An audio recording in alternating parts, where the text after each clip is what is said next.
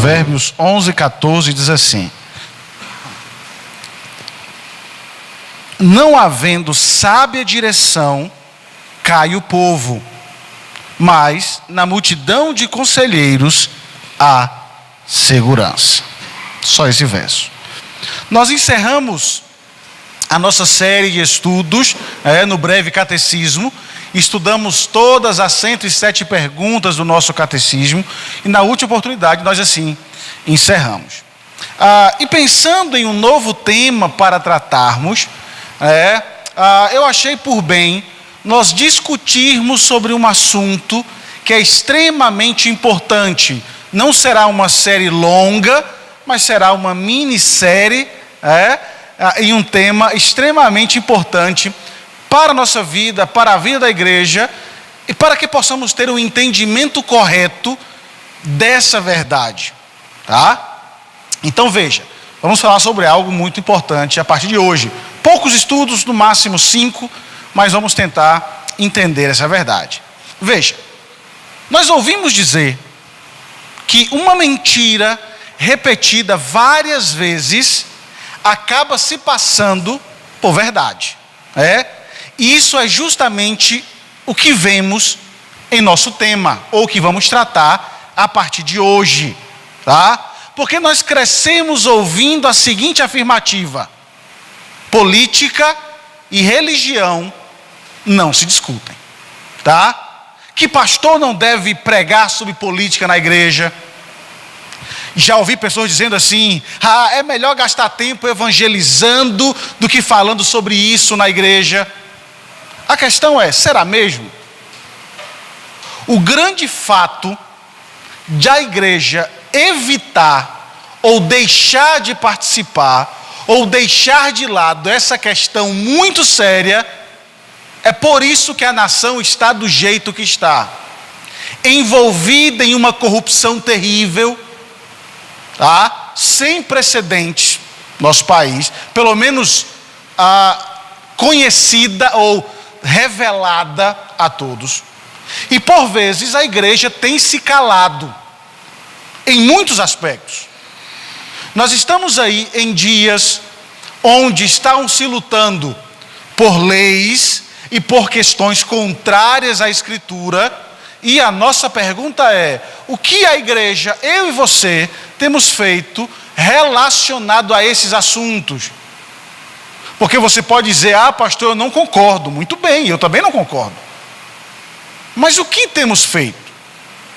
Esse pensamento tem ficado apenas em nossa mente e aqui nas 4 paredes, em nossa igreja, nos bancos, e vai deixar por isso mesmo, e vamos ver o que vai acontecer? Na verdade, qual é a nossa participação, a participação da igreja diante do cenário que nós estamos vivendo? Então nós vamos tratar, a partir de hoje, de maneira bíblica, tá? A política segundo a Escritura. Como a Escritura trata esse tema, tá? Isso porque nós temos hoje uma geração aprendendo da maneira mais difícil, tá? Que quando as igrejas não fazem, ou como estão fazendo, tomando partido, se associando a ideologias, o resultado tem sido um desastre para o Evangelho. Por isso eu entendo que há uma razão legítima por essa demanda, ou pela necessidade de entendimento sobre o que a Bíblia realmente fala sobre isso, tá? E há maneiras de entender essa necessidade sem que nós, pastores, e sem que a igreja tome partido ou abra suas portas para qualquer candidato. Não devemos fazer isso, mas para que isso aconteça dentro das igrejas, tá? Mas isso acontece quando nós estudamos, como sempre fazemos aqui, o que a Bíblia trata sobre o assunto, tá? Então, a gente vai tentar entender isso ao longo dos nossos próximos estudos. Isso porque, veja bem, ainda que pareça novidade para você, mas muitos teólogos importantes da história da igreja escreveram sobre questões políticas, tá? Desde suas origens, a tradição evangélica tem tratado com a máxima seriedade o ensino bíblico sobre o poder civil e essas tensões envolvidas entre essa esfera da igreja e do Estado. Qual deve ser realmente a nossa participação? Como nós iremos resolver os problemas de corrupção da nossa nação se nós não temos tanto poder assim para envolver em tais questões? Somos muito rápidos e práticos em falar, em apontar os problemas. Mas como entender isso? Os nossos irmãos do passado, grandes teólogos, a começar de Lutero, Calvino e tantos outros, eles gastaram tempo para falar sobre esses temas. Por exemplo, o movimento da reforma, claro que foi um movimento espiritual, de retorno à Escritura, de redescoberta da verdade, que ali visou renovar a igreja, mas também foi um amplo movimento de reordenação da sociedade, de colocar a sociedade nos eixos, à luz da revelação da palavra de Deus. Porque eles entenderam que não somente a igreja voltaria aos trilhos se a verdade fosse estudada com seriedade, como também a nação voltaria aos seus trilhos se a verdade de Deus fosse a base para a condução do país. Por exemplo, um escritor disse o seguinte, ele falou assim: a estrada para a democracia moderna, olha bem, começou com a reforma protestante do século XVI, em especial entre aqueles expoentes protestantes reformistas que desenvolveram uma teologia política que remeteu o Ocidente de volta aos caminhos do autogoverno popular, com ênfase na liberdade e na igualdade. Isso é interessante.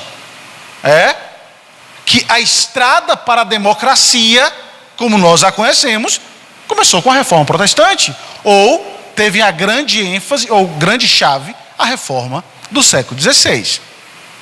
Então, segundo os nossos irmãos reformadores, a política possui um aspecto importante na vida cristã e por isso deve ser estudada. Porque vai mexer com a nossa vida cristã. Tá? Agora, a grande questão é como encontrar base bíblica e como nós podemos estudar esses assuntos à luz da Escritura, sem olhar, principalmente hoje, nós estamos vivendo um momento muito difícil do nosso país. Um país extremamente dividido, e esse é um grande problema. Já falamos aqui várias vezes. Nós temos um país dividido hoje entre direita, entre esquerda, entre brancos, entre negros, entre homossexuais e heterossexuais. Nós temos um país dividido e nós temos essas questões partidárias incendiando essas divisões. E nós precisamos responder a todas elas com um princípio escriturístico, com um princípio bíblico. Então, a nossa intenção ao longo dos nossos estudos, a partir de hoje, pelo menos 5 estudos, como eu estou pretendendo, é tentar mostrar como a Escritura defende ou mostra qual deve ser a nossa participação cristã diante desse cenário que nós estamos vivendo.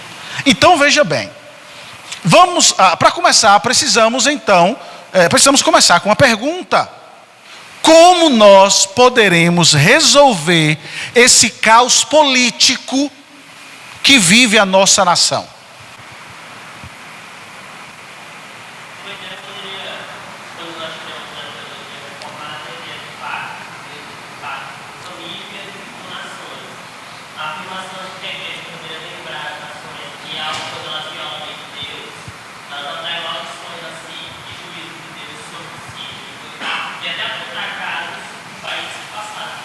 Sim, essa será uma solução. Nós temos várias soluções bíblicas viáveis que resolveriam. Mas nosso primeiro momento, nós vamos tentar tratar, eu quero mostrar para vocês, algumas visões equivocadas que já se levantaram ao longo da história, tá? Nesse desejo de unir as duas coisas, e elas trilharam um caminho errado, ou trouxeram grandes prejuízos para a nação, tá? Então veja, sei que muitas sugestões existem, por isso nós vamos começar os nossos estudos olhando para visões que no meu ver são equivocadas, já se provaram serem equivocadas, tá? Mas que são levantadas por algumas pessoas. Por exemplo, nós já vimos defesas e pessoas levantando crentes, bons crentes, dizendo que se nós retornássemos a uma ligação muito direta ou um emparelhamento do Estado com a igreja, nós teríamos uma solução para esse problema. Por exemplo, se nós tivéssemos uma religião oficial. Onde está o problema disso?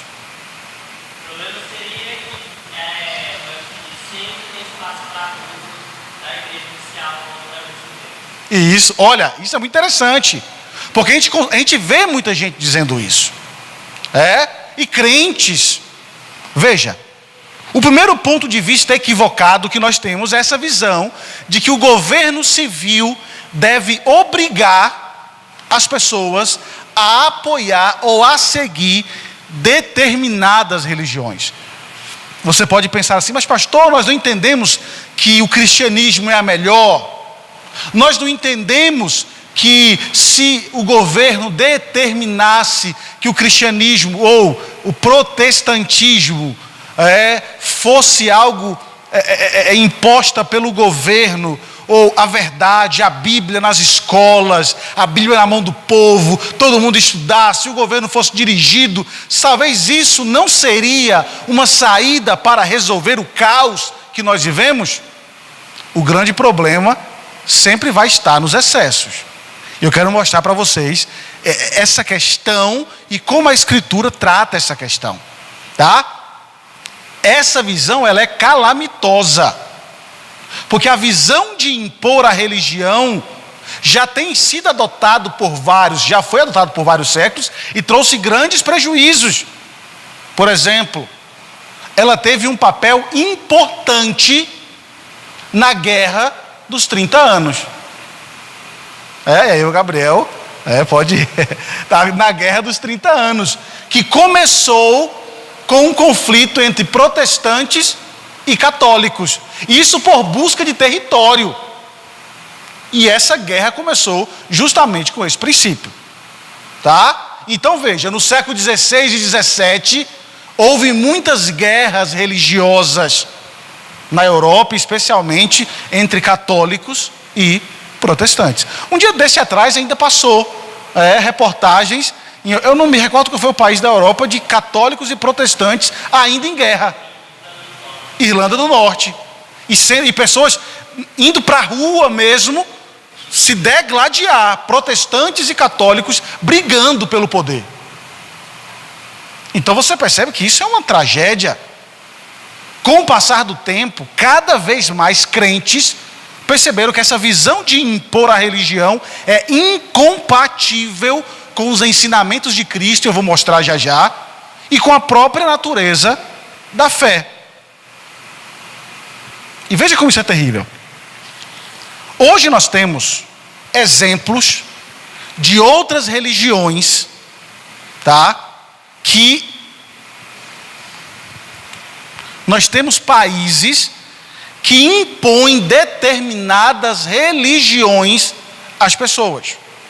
Por exemplo, nós temos países árabes que seguem o islamismo e impõem o islamismo como religião oficial. Aí eu pergunto para vocês, se vocês ouvem os noticiários, o que acontece com aqueles que não aderem ao islamismo? Sim, para vocês terem ideia, eu estava lendo hoje, fiz uma pesquisa no Alcorão, e lá no Alcorão diz assim: aos infiéis que não aceitarem, eles devem ser exterminados. E países que defendem esse tipo de religião impostas ao povo. Você tem ideia? Lei desses países proíbem a expressão pública de qualquer outra religião além do islamismo. E não permite que os sauditas, né, na Arábia, se convertam a outras religiões. Inclusive, um escritor defensor do islamismo escreveu algo bastante perturbador em seu site. Ele é defensor dessa religião. E diz assim ele: a legislação contida no Alcorão passa a ser lei básica do Estado. Você imaginou o que é isso? Veja, o nosso país é um país laico. Nós temos uma defesa de que todo tipo de religião pode ser praticado em nosso país, a não ser que esse tipo de religião fira o direito do outro. Pelo menos é isso que nós temos visto no Estado brasileiro, no nosso país. Agora, você já imaginou a tragédia que seria um Estado ou uma religião sendo imposta pelo Estado? Nós teríamos a mesma coisa, não seria diferente. Não seria diferente. Tá? Então veja bem, mas a nossa questão é: o que a Bíblia diz sobre isso? O que a Escritura trata sobre isso? Será que ela apoia essa questão de que o cristianismo hoje seja uma religião oficial? Será que a Bíblia defende isso?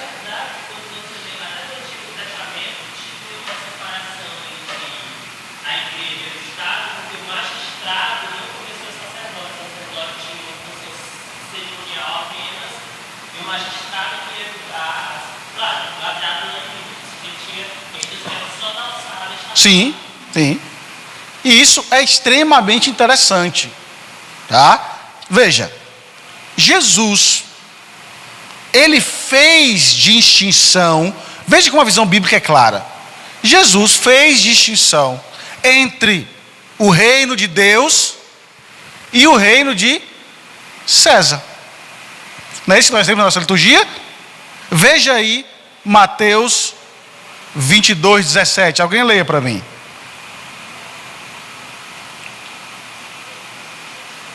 Os oponentes de Jesus tentaram apanhá-lo, tentaram armar algo contra ele, justamente nessa situação. Leia o texto para mim, por favor.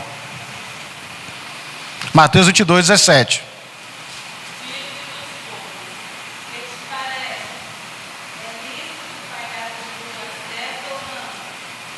Olha, veja como essa pergunta é capciosa. Caso Jesus se mostrasse favorável aos impostos romanos, ele arriscaria diante da multidão, diante das pessoas, arriscaria dar impressão de que ele apoiava o odiado governo romano. Veja como as pessoas são malignas, né? Pegaram a moeda e disse: Senhor, vem cá, responda para a gente deve dar imposto ou não? O povo vivia uma opressão, tá? Não é diferente dos nossos dias, né? Uma carga de impostos terrível sobre nós, imposto sobre imposto. A gente vê as pessoas comentando: nós pagamos imposto de renda. Você paga imposto de renda, tem um teto aí que não se paga. Mas além de pagar imposto de renda, você paga imposto sobre tudo que você compra. Isso é absurdo. Mas aí nós temos a mesma pergunta. As pessoas chegam para Jesus e dizem: a gente deve ou não deve pagar imposto? O que é que o Senhor diz? Qual foi a resposta de Jesus? Ele diz: pega a moeda. Pega a moeda. Mostra aí para mim. Olha como Jesus, rapaz, Jesus é Deus, né? Mas é de uma sabedoria extraordinária que nos ensina, claro. Ele diz: mostrai-me a moeda. E eles trouxeram ali um denário. E então Jesus diz: vem cá, de quem é esta imagem aqui? E eles responderam: de César. Então Jesus faz a distinção: dê a César o que é de César. E aí ele mostra: e a Deus o que é de Deus. Trata-se aqui de uma declaração notável, porque Jesus mostra que devem existir os dois âmbitos distintos na nossa vida. Um para o governo, que nós devemos obediência, sim, que devemos orar por eles, que às vezes, mesmo não concordando com toda essa carga tributária, com tudo isso que está, mas nós estamos debaixo desse governo e precisamos honrar, e infelizmente, é bíblico, tem que se cumprir. E existe outro princípio para a vida religiosa. Algumas coisas, como impostos, dizem respeito ao governo civil, o que é de César. Logo, a igreja não deve tentar controlar. Tá? Em contrapartida, existem outras coisas que dizem respeito à vida religiosa das pessoas, o que é de Deus. Logo, o governo civil não deve tentar controlá-las. É por isso que hoje a gente não sofre tanta sanção dentro do nosso âmbito, por causa dessa liberdade que nós temos hoje.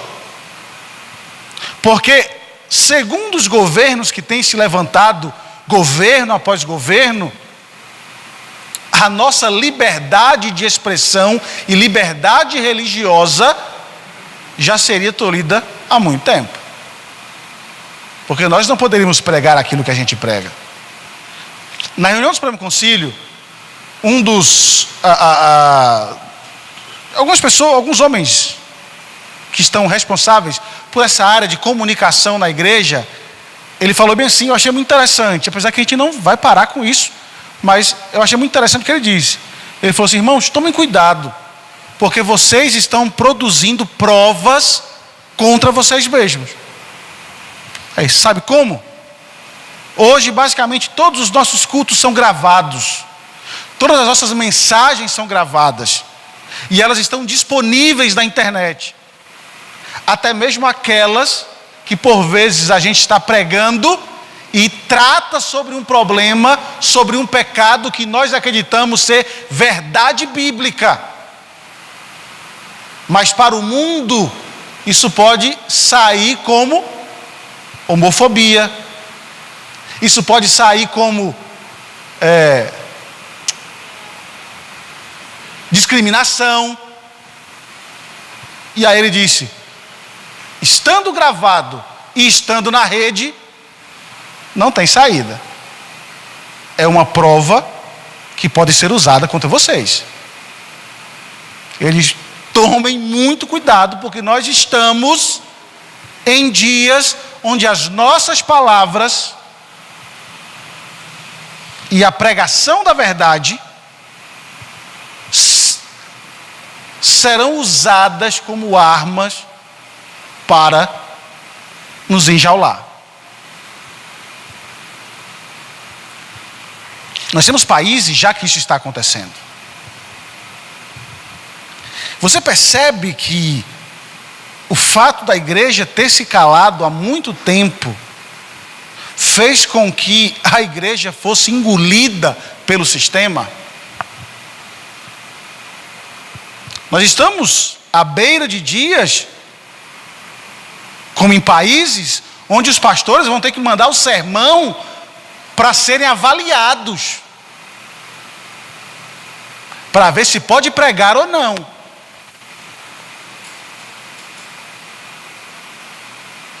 Nós estamos à beira disso. E tudo isso, claro, não temos como fugir que as coisas seguem a vontade de Deus, mas lá atrás, quando a igreja poderia se posicionar, a igreja não se posicionou.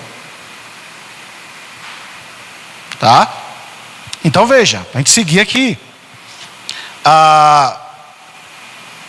Jesus não especificou uma lista de itens para cada categoria do governo civil e do governo da igreja. Mas a simples distinção das duas categorias é de enorme relevância para a história do mundo. Porque indica que a aprovação de um sistema diferente daquele que fora dado à nação de Israel, que era naquele período constituída, como diz Gabriel, pelas leis dadas no Antigo Testamento. Veja que interessante. No Antigo Testamento, a nação de Israel como um todo era uma teocracia. Ou seja, Deus era o governante do povo, tá?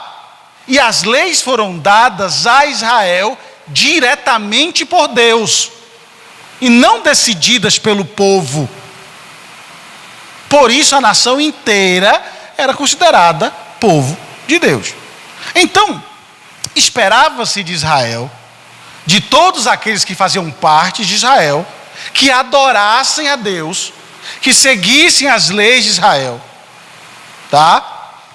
Mas as leis de Israel, elas abrangiam não apenas aquelas questões que hoje nós consideramos como leis seculares, as leis foram dadas por Deus, mas para toda a vida de Israel, tá? Deus deu as leis que conduziria a vida civil do povo, como Deus também deu as leis que conduziriam a vida religiosa do povo. Isso em Israel, tá? Agora, nessa declaração de Jesus, quando ele fala sobre dar a César e dar a Deus, ele, Cristo, vai definir contornos mais amplos dessa nova ordem na qual nós devemos seguir aquilo que é de Deus e não está sobre essa diferença entre o governo e entre a igreja. Porque o nosso sistema é muito diferente da teocracia do Antigo Testamento. O povo mal quer saber de Deus, quanto mais das leis de Deus. Tá? Então, esse ensino de Jesus sugere que deve haver governos civis, inclusive o que nós temos hoje, e que esse governo deve dar liberdade no tocante à fé religiosa. César, o governo, não deve controlar essas coisas, porque eles não são Deus. E outra questão bem interessante. Você já percebeu que na Escritura, Jesus nunca obrigou e nem tentou obrigar as pessoas a crerem nele?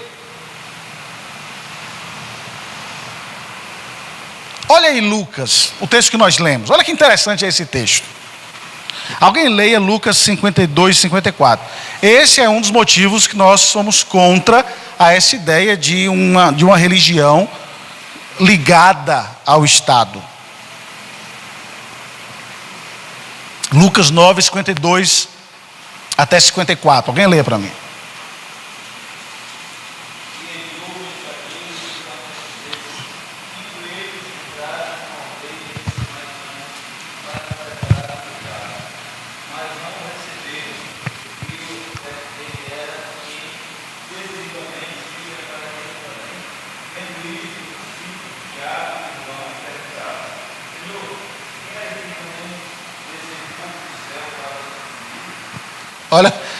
Olha que interessante é esse texto.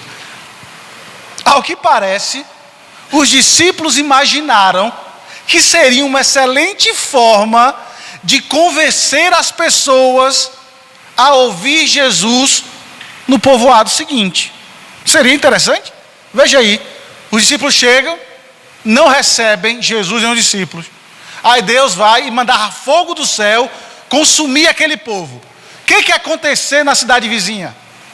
Ia todo mundo abraçar a fé. Era mais fácil. Se descesse fogo do céu e acabasse com o vilarejo samaritano, que havia rejeitado Jesus, a notícia se espalharia, tá? E toda a população do povoado seguinte iria comparecer para ouvi-los. Que método mais persuasivo de impor a religião. Só que Jesus categoricamente rejeitou essa sugestão. Foi o que ele diz aí no verso seguinte. Leia aí, Mar, para mim.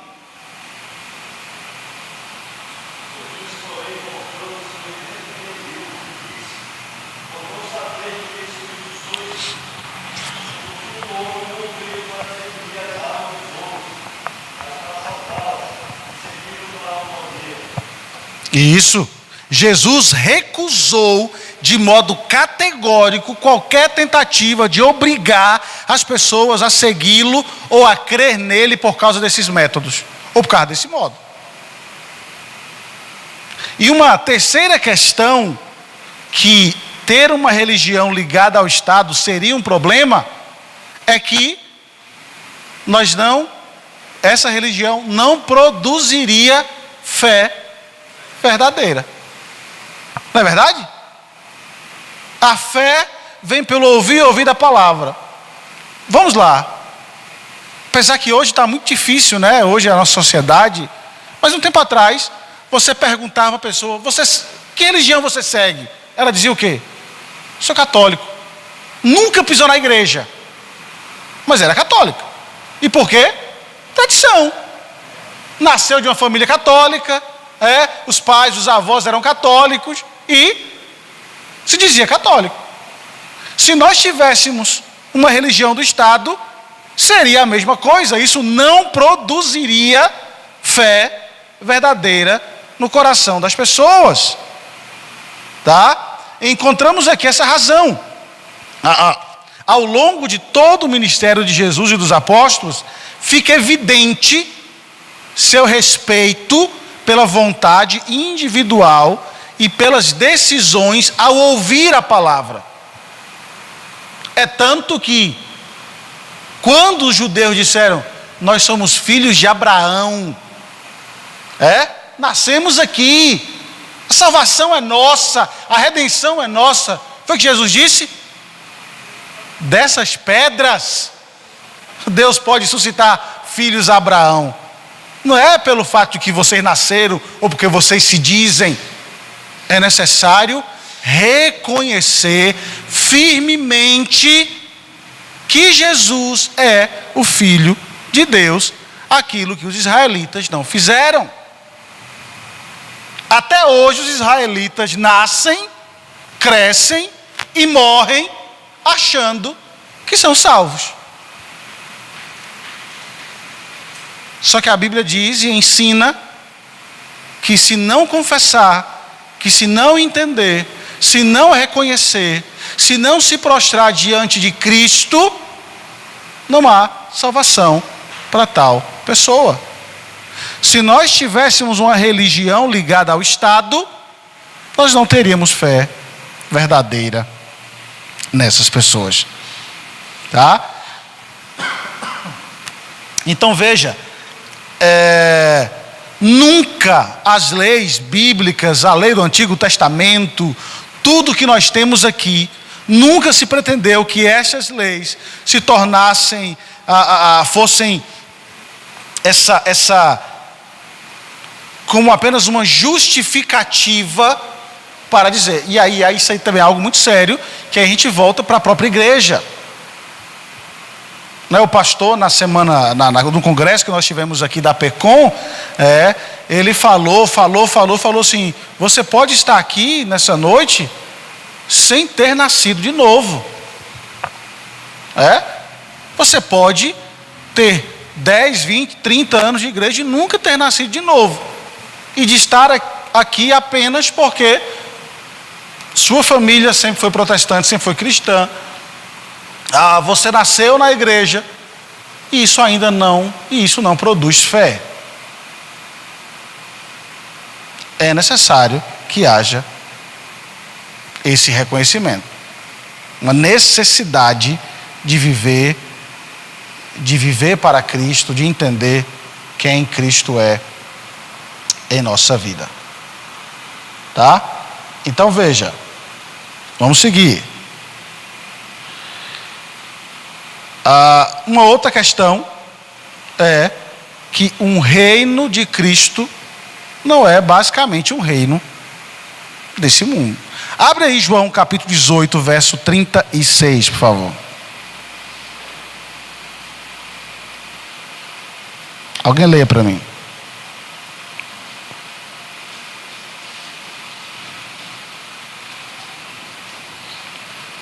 Logo depois que foi preso, antes de ler, logo depois que foi preso pelos soldados romanos, perto da morte, Jesus disse algo a Pilatos. Leia. Respondeu Jesus: meu reino não é deste mundo. Se meu reino fosse deste mundo, os meus ministros se empenhariam por mim, para que não fosse eu entregue aos judeus. Mas agora meu reino não é daqui.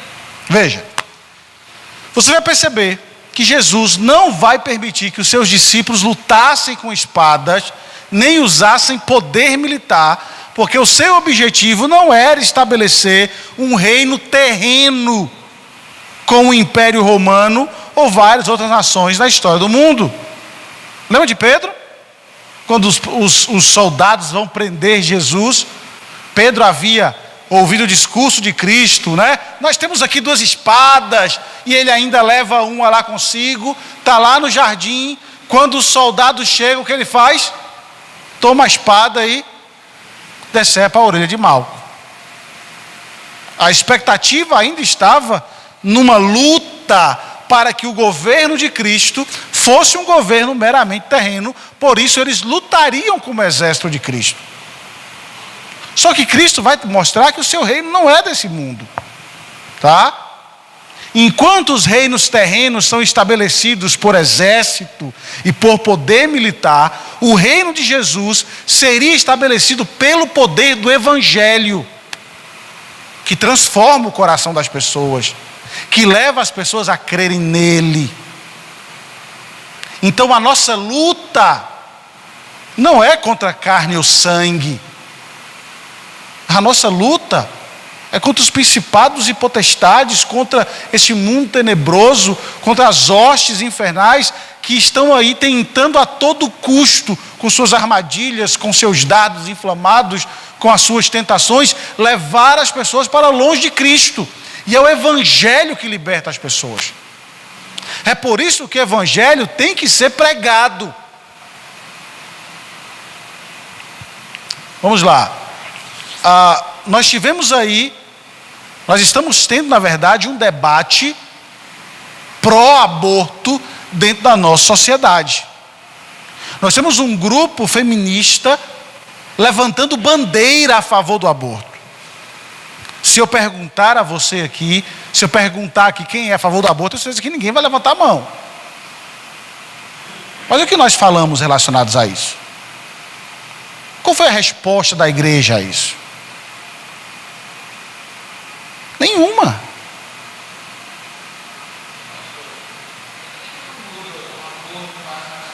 Né? Vamos mudar. E você percebe que o povo, hoje, estava no grupo de WhatsApp lá da família do meu pai, estavam defendendo essas coisas. E eu comecei a falar, a mostrar o meu posicionamento. E aí uma prima minha disse assim, mas a sua verdade não é a minha verdade.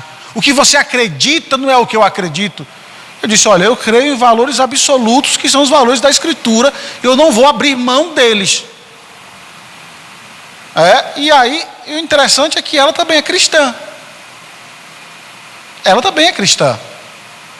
E o mais triste é perceber que nós temos crentes que não conhecem a Escritura e que não sabem defender a sua fé e que abraçam todo tipo de ensinamentos. Isso porque é legal, porque a gente tem que viver por causa da felicidade e por tantas outras coisas. A igreja tem deixado que o mundo dite regras que são ofensivas a Cristo. E nós precisamos ter uma posição firme relacionada a isso. Não é simplesmente dizer assim, não, eu creio piamente, sou contra. Sim, eu sei disso. Mas o mundo está aí lutando e a gente não tem feito nada. Sim.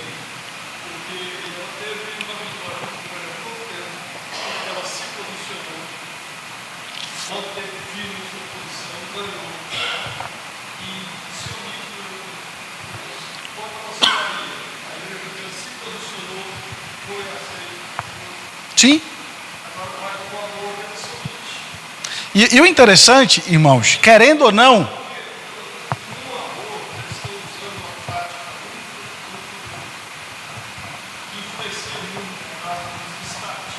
sim. Não, e o interessante é o seguinte: olha como parece que as pessoas não vivem no mesmo mundo que a gente vive. Já disse isso aqui uma vez. Veja, nesse debate que eu tive hoje com o pessoal da família lá, eu disse o seguinte: eu perguntei assim, qual é o motivo do aborto? Eles falaram, não, porque há estupradores. Eu disse, se você observar as estatísticas, a maioria dos abortos não são por estupros, mas são por pessoas que não se preveniram e hoje simplesmente não querem. Sim, porque não querem. E eu falei, então você vai legalizar o assassinato, porque uma minoria, eu falei, um mal leva a outro. Nós temos um país na Europa que está se gabando ou se exaltando porque levou a zero o número de nascimentos de crianças com síndrome de Down. Que beleza, né? Ninguém nasce com síndrome de Down. Por quê? Porque são abortadas.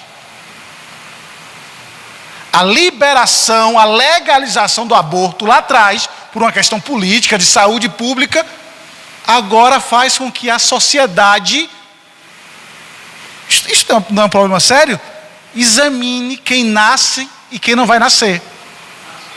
Nasce quem eles querem. Um problema... Sim, veja, a sociedade é tão má que um problema vai gerar outro lá na frente. É por isso que a igreja precisa entender a participação dela nessas situações. Sim, nós não defendemos uma religião ligada ao Estado como posição, né? Qual é o termo? Como imposição do Estado, não. Mas os valores que nós acreditamos e defendemos, nós precisamos falar. Tá? O poder do governo jamais pode ser usado para impor e determinar crença religiosa ou adesão a uma religião específica, seja ela qual for. Mas a igreja, tendo liberdade para cultuar, para celebrar e para viver a Deus, não pode se calar diante de uma política suja que tenta a todo instante rasgar as páginas da Escritura para que nós não sigamos o que ela diz. E é isso que nós estamos vendo. Hoje nós estamos... Vamos falar?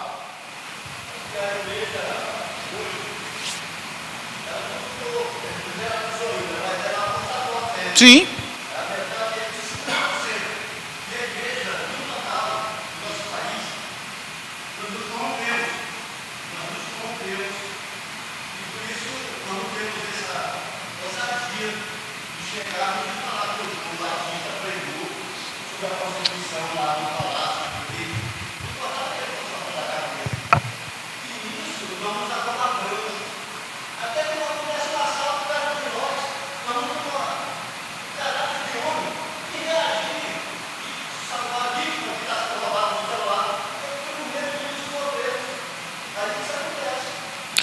Na verdade, nós temos medo hoje de nos envolvermos em tudo.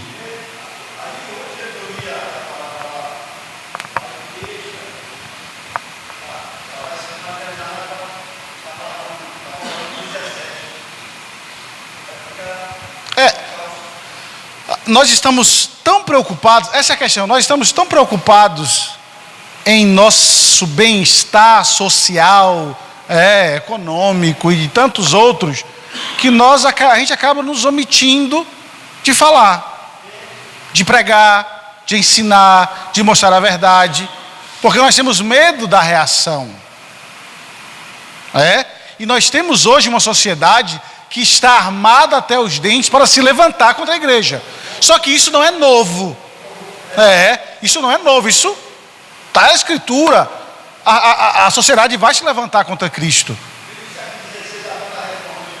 Sim. E isso é fato, irmãos. O problema é que nós precisamos nos munir da Escritura para defender as verdades. E aí eu vou encerrar. Então eu estou primeiro mostrando os caminhos errados e como a Bíblia combate, para depois chegar no caminho correto. E aí fazer uma reflexão sobre a nossa participação dentro dessa questão. Estamos aí à beira de uma eleição presidencial em nosso país. Presidencial, de governadores, senadores, deputados, Tudo aí a gente está. E às vezes, na grande maioria das vezes, nós como igreja somos culpados das leis que são aprovadas. Por quê? Veja, se eu voto num camarada que ele é a favor do aborto, ele está falando em meu nome, porque ele é meu representante. Eu votei nele. Se ele defende o aborto, ele está defendendo com a minha autorização. Por isso, como cristão, nós precisamos ver qual deve ser a nossa postura. Então a gente vai chegar lá. Como eu disse, o meu trabalho, o meu papel não é falar de A ou de B, de candidato, não estou aqui para isso, porque isso é questão de foro íntimo. Mas nós precisamos ter uma ideia do que a Bíblia diz e qual o caminho que ela diz que eu devo seguir, que é o caminho da verdade. Sim, a igreja padece. E a própria igreja sofre depois com isso. Então nós precisamos analisar muito bem essa questão. Então, na próxima semana, nós vamos continuar. Como eu disse, vai ser uma pequena série, uma minissérie, Nossa, mas no máximo aí 5 estudos, no máximo.